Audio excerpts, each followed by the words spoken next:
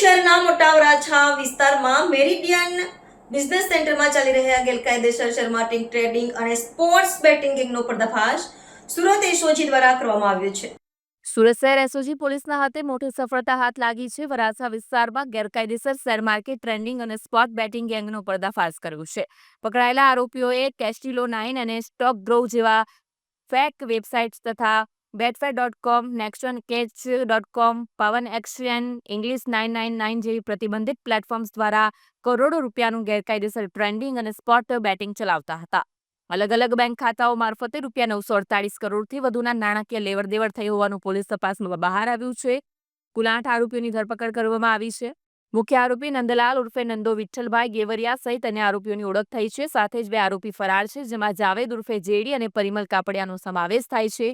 પોલીસે તપાસ દરમિયાન કુલ રૂપિયા 17.30 લાખ કિંમતનો મુદ્દામાલ કબજે કર્યો છે, જેમાં મોબાઈલ, લેપટોપ, રોકડ રકમ, ડોક્યુમેન્ટ્સ અને ઇલેક્ટ્રોનિક સાધનોનો સમાવેશ થાય છે।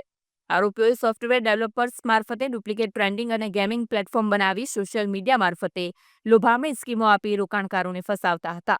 યુઝર આઈડી અને પાસવર્ડ આપીને ગ્રાહકોને જાણી જોઈને હાર-જીતના આધારે ફાયદા મેળવતા હતા। આ સમગ્ર ઓપરેશનમાં PI as Sonara, PSI RS Bhatia સહિત એસઓજી ટીમના કુલ 14 પોલીસ કર્મચારીઓની કામગીરી પ્રશંસનીય રહી છે। કેમેરામેન હકીમ શેખ સાથે વસીમ હાસમીનો રિપોર્ટ, આઝાદ ન્યૂઝ, સુરત।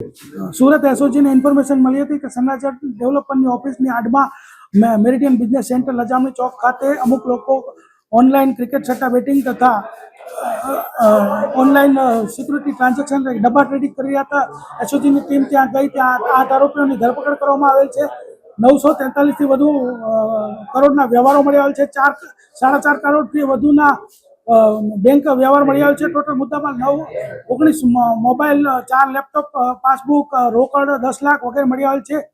અને સેબી એક્ટ અને બીએનએસ 338 એટલે કે બોગસ ડોક્યુમેન્ટ એક્ટ અંતર્ગત ગુનો દાખલ કરવામાં આવેલ છે। છેલ્લા 10 વર્ષથી નંદલાલ આ પ્રવૃત્તિ કરતો હતો અને છેલ્લા 1.5 વર્ષથી આ જગ્યાએ આ લોકો પ્રવૃત્તિ કરતા હતા। લોકોને આઈડી પાસવર્ડ મફતમાં આપતા હતા।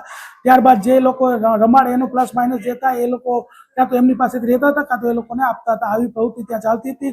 મુખ્ય જે આમનો ગુનો એ છે કે એ લોકો બીજાના એકાઉન્ટનો ઉપયોગ કરીને એની અંદર ટ્રાન્ઝેક્શન કરતા હતા તથા જે સેબીના રૂલ રેગ્યુલેશન છે એનું વાયોલેશન કરતા હતા અને જે સરકારને ટેક્સ ભરવો પડે ટેક્સ નહીં ભરી અને કાળા નાણાંથી સંપૂર્ણ વ્યવહાર ચાલતો હતો।